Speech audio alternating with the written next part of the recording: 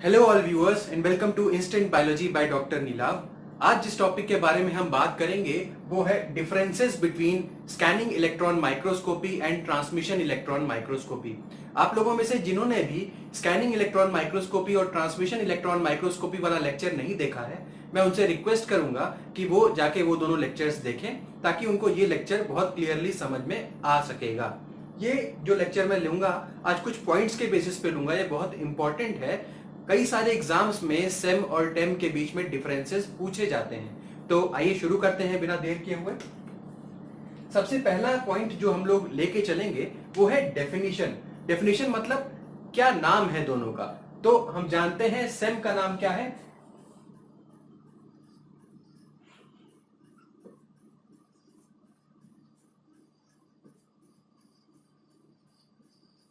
Scanning electron microscope. Same का क्या नाम है, स्कैनिंग इलेक्ट्रॉन माइक्रोस्कोप है। और वहीं टेम का क्या नाम है, ट्रांसमिशन।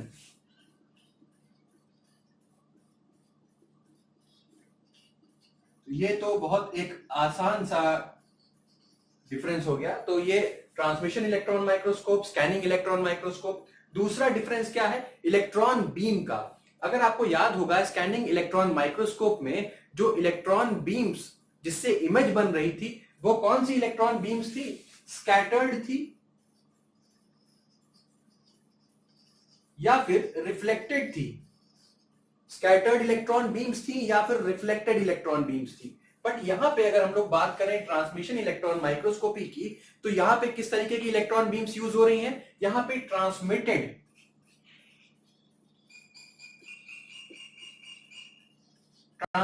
इलेक्ट्रॉन बीम्स का यूज हो रहा है। ठीक, नेक्स्ट पॉइंट पे आते हैं, एनालिसिस। एनालिसिस का यहां पे क्या मतलब है, किस तरीके की जो इमेज है आपको क्या किस तरीके से एनालिसिस कर सकते हैं इमेज का। तो जिन्होंने लेक्चर देखा होगा स्कैनिंग इलेक्ट्रॉन माइक्रोस्कोपी और टेम का, वहां पे मैंने बताया था कि जो स्कैनिंग इलेक्ट्रॉन माइक्रोस्कोप है वो बेसिकली सरफेस की एनालिसिस करता है। सरफेस की एनालिसिस करता है, सरफेस की। तो यहां पे हम सरफेस लिख सकते हैं। और वहीं पे अगर हम लोग टेम की बात करने चले तो ट्रांसमिशन इलेक्ट्रॉन माइक्रोस्कोपी में क्या होगा, किस तरीके की इमेज या किस तरीके से हम एनालिसिस कर सकते हैं, वहां इंटरनल स्ट्रक्चर का, यहां पे सरफेस का, वहां पे इंटरनल स्ट्रक्चर का एनालिसिस पॉसिबल है। तो ये आपने डिफरेंस देखा। अब नेक्स्ट आते हैं नेचर ऑफ इमेज, किस तरीके की इमेज बनती है सेम में और टेम में। तो बहुत ध्यान देने वाली बात है कि सेम में स्कैनिंग इलेक्ट्रॉन माइक्रोस्कोपी में जो इमेज बनती है वो आपकी 3D इमेज है, और वही जो इमेज टेम के अंदर बनेगी वो आपकी 2D इमेज बनेगी। ये ध्यान देने वाली बात है, बहुत इंपॉर्टेंट डिफरेंस है कि 3D इमेज किसमें बनती है और 2D इमेज किसके अंदर देखने को मिलती है। तो ये नेचर ऑफ इमेज की बात हो गई। अब आते हैं मैग्निफिकेशन पे। मैग्निफिकेशन और रेजोल्यूशन दोनों हमने बात की थी कि टेम के अंदर दोनों बहुत बेहतर होता है एज कंपेयर टू सेम। तो देखते हैं कैसे कैसे। मैग्निफिकेशन की बात अगर हम करें तो मैग्निफिकेशन जो है ये सेम के अंदर 2 मिलियन टाइम्स होता है, 2 मिलियन टाइम्स मैग्नीफाई कर देता है। और वहीं टेम क्या करेगा, टेम क्या करेगा, 50 मिलियन टाइम्स आपकी इमेज को मैग्नीफाई कर देगा। तो 2 मिलियन देखिए और 50 मिलियन देखिए, इतना ज्यादा मैग्निफिकेशन हो रहा है किस चीज का, इमेज का। ठीक, अब आते हैं रिजोल्यूशन। रिजोल्यूशन के बारे में मैंने बताया था, मैग्निफिकेशन के बारे में मैं बता चुका हूं ऑलरेडी। फिर से एक बार समझ लीजिए, कितना गुना इमेज इनलार्ज, कितने गुना इमेज अपने साइज से ज्यादा बन के मिलती है, वो है मैग्निफिकेशन। रिजोल्यूशन दो पॉइंट्स के बीच में कितना कम से कम डिस्टेंस होने के बावजूद भी आपका जो माइक्रोस्कोप है वो उसको क्लियरली दिखा सके, ये होता है रिजोल्यूशन। तो जैसा मैंने बताया कि सेम के केस में, स्कैनिंग इलेक्ट्रॉन माइक्रोस्कोप के केस में आपका रिजोल्यूशन कम होता है एज कंपेयर टू टेम। देखते हैं कितना कम होता है। तो सेम के केस में जो रिजोल्यूशन है वो है 0.4 नैनोमीटर, और वही जो आपका टेम है, टेम के अंदर 0.5 एंगस्ट्रॉम है। ठीक है, तो आपको समझ में आ रहा होगा नैनोमीटर क्या होता है, 10 टू द पावर 9 होता है, और एंगस्ट्रॉम क्या होता है 10 to the power -10, 10 to the power -9 और 10 टू द पावर -10। आप समझ पा रहे होंगे कितना अच्छा रेजोल्यूशन है ट्रांसमिशन इलेक्ट्रॉन माइक्रोस्कोप का। तो ये बात हो गई रिजोल्यूशन की। अब आते हैं स्टडी, किस किस तरीके की स्टडी पॉसिबल है सेम से और टेम से। जैसा कि मैंने जब बताया था एनालिसिस के दौरान, वही चीज यहां पर भी है। जो स्टडी है आपकी जो एक्सीलेंट है स्टडी, अगर सेम की बात करी जाए तो वो एक्सीलेंट माइक्रोस्कोप है फॉर सरफेस स्टडीज, ऊपर ऊपर की सरफेस स्टडीज के लिए ये एक्सीलेंट माइक्रोस्कोप है। सरफेस स्टडी के लिए एक्सीलेंट माइक्रोस्कोप है। और वही टेम जो है ये अल्ट्रा स्ट्रक्चर के लिए है।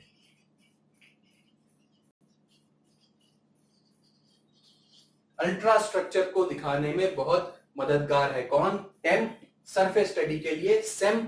ये क्लियर हो गया।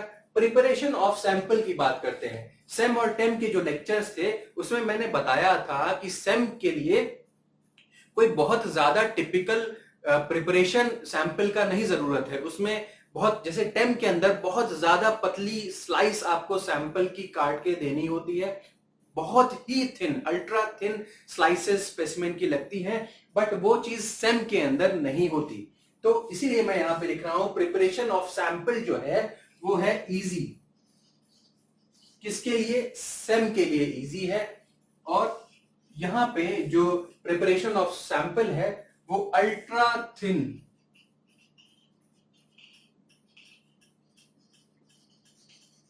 सैंपल का जो थिकनेस होगी बहुत ही पतली होनी चाहिए, वेरी थिन होना चाहिए, तभी वो आप ट्रांसमिशन इलेक्ट्रॉन माइक्रोस्कोपी में यूज कर सकते हैं। ठीक है, तो ये पॉइंट हो गया प्रिपरेशन ऑफ सैंपल का।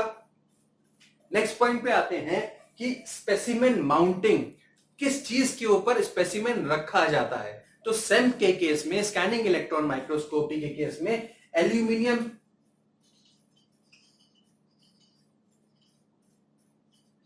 एल्यूमिनियम स्टड्स होते हैं इसके लिए। और यहां पे कॉपर यूज किया जाता है, कॉपर की ग्रिड यूज की जाती है, सीयू ग्रिड। तो एल्यूमिनियम स्टड्स और कॉपर ग्रिड दोनों चीजें अलग अलग हो गई स्पेसिमेन की माउंटिंग के लिए। स्पेसिमेन की माउंटिंग की बात कर दी। अब आते हैं फील्ड ऑफ व्यू की। फील्ड ऑफ व्यू का क्या मतलब हो गया? कितना बड़ा एरिया हम देख सकते हैं। तो स्कैनिंग इलेक्ट्रॉन माइक्रोस्कोप में याद रखिएगा, स्कैनिंग इलेक्ट्रॉन माइक्रोस्कोप में जो एरिया विजिबल होता है वो लार्ज होता है, और ट्रांसमिशन इलेक्ट्रॉन माइक्रोस्कोप में जो एरिया विजिबल होता है वो स्मॉल होता है। मतलब कितना एरिया आप देख सकते हैं। तो स्कैनिंग इलेक्ट्रॉन माइक्रोस्कोप में पूरा सरफेस वो स्कैन करता है, बड़ा एरिया एक बार में आप देख सकते हैं। ट्रांसमिशन इलेक्ट्रॉन माइक्रोस्कोप में ये एरिया बहुत बहुत छोटा होता है। तो ये चीज याद रखने वाली हो गई। लास्ट में इमेज जो होती है स्कैनिंग इलेक्ट्रॉन माइक्रोस्कोप में बिट बाय बिट आती है। क्यों आएगी बिट बाय बिट? भाई उसको स्कैन करना है, वो स्कैन करता जाता है। तो सेकेंडरी इलेक्ट्रॉन्स और बैक स्कैटर्ड इलेक्ट्रॉन्स का कॉन्सेप्ट आपको याद होगा, और एक्सरेज का भी कॉन्सेप्ट आपको याद होगा। मैंने स्कैनिंग इलेक्ट्रॉन माइक्रोस्कोप में बहुत अच्छे से समझाया है उसको।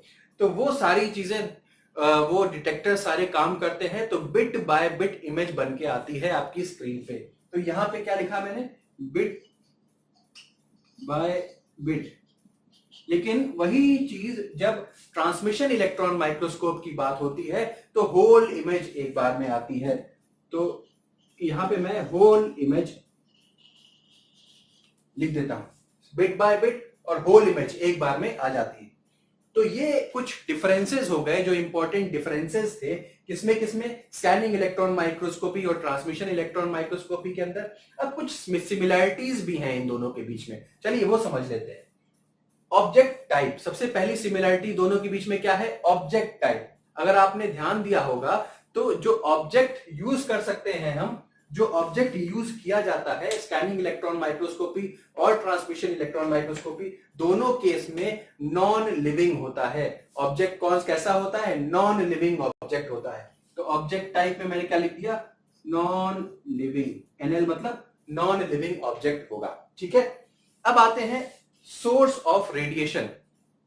हम अभी तक उसी चीज के बारे में डिस्कस कर रहे हैं कि आखिर सोर्स क्या है इसके रेडिएशन का, इलेक्ट्रॉन है। लाइट सोर्स यहां पे यूज नहीं हो रहा है, वो लाइट माइक्रोस्कोपी में यूज होता था। यहां पे सोर्स ऑफ रेडिएशन क्या है, यहां पे मैं लिख देता हूं सोर्स ऑफ रेडिएशन क्या है भाई, इलेक्ट्रॉन्स हैं, ठीक, इलेक्ट्रॉन्स हैं सोर्स ऑफ रेडिएशन। नेक्स्ट आते हैं मीडियम के ऊपर। जो मीडियम यूज होता है वो क्या होता है, वैक्यूम होता है। दोनों ही केसेस में जो मीडियम यूज हो रहा है दैट इज वैक्यूम। तो यहां पे मैं मीडियम के आगे वी लिख देता हूं, वैक्यूम मतलब हो गया इसका। नेक्स्ट है नेचर ऑफ लेंसेज। किस तरीके के लेंसेज यूज होते हैं, क्या ग्लास लेंस यूज होता है क्या यहाँ पे, नहीं। ग्लास लेंसेज कहां पे यूज हो रहे थे, लाइट माइक्रोस्कोपी के अंदर यूज हो रहे थे। तो नेचर ऑफ लेंसेज यहां पे क्या है, इलेक्ट्रोमैग्नेटिक लेंसेज यूज होते हैं। तो यहां पे मैं ई एम लिख देता हूं। ई एम का मतलब क्या हो गया, इलेक्ट्रोमैग्नेटिक लेंसेज। क्लियर हो गया होगा ये भी। नेक्स्ट आते हैं मैग्निफिकेशन एडजस्टमेंट। मैग्निफिकेशन एडजस्टमेंट किस तरीके से होता था, प्रोजेक्टर लेंस के कॉइल के अंदर जब करंट फ्लो करता है तभी मैग्निफिकेशन एडजस्ट किया जा सकता है। तो ये दोनों केसेस में सेम है, टेम के अंदर भी सेम है और सेम के अंदर भी सेम है। हमने प्रोजेक्टर लेंस के बारे में बताया था ना आपको, वही प्रोजेक्टर लेंस काम क्या करता है, मैग्निफिकेशन का काम करता है। जब प्रोजेक्टर लेंस के अंदर, प्रोजेक्टर लेंस के कॉइल के अंदर करंट फ्लो करता है तो मैग्निफिकेशन एडजस्ट किया जा सकता है। तो दोनों ही केस में प्रोजेक्टर लेंस पीएल मैंने लिख दिया यहाँ पे, ठीक। फोकसिंग का काम कौन करता है, मैंने बताया था, ऑब्जेक्टिव लेंस काम करता है। तो जब ऑब्जेक्टिव लेंस के अंदर करंट फ्लो करता है, ऑब्जेक्टिव लेंस कॉइल के अंदर करंट फ्लो करता है, तो क्या होता है, आपका जो फोकसिंग का काम वो होता है। तो चाहे वो टेम हो चाहे वो सेम हो, दोनों में सेम केस होता है, फोकसिंग ऑब्जेक्टिव लेंस के थ्रू होती है। तो ऑब्जेक्टिव लेंस के कॉइल के अंदर जब करंट फ्लो करता है then we can focus the image, ठीक है। क्लियर हो गया। तो ये कुछ सिमिलैरिटीज हो गई, ये कुछ डिफरेंसेस हो गए, बहुत इंपॉर्टेंट है एग्जामिनेशन के पॉइंट ऑफ व्यू से। अगर आपको कोई भी इसमें इश्यू है तो मुझे जरूर बताइए कमेंट बॉक्स में लिख करके, मैं उसको नेक्स्ट क्लास में रिजॉल्व कर दूंगा। अगर आपको मेरा लेक्चर पसंद आया है तो प्लीज लाइक करिए और मेरे चैनल को सब्सक्राइब करिए। Thank you so much.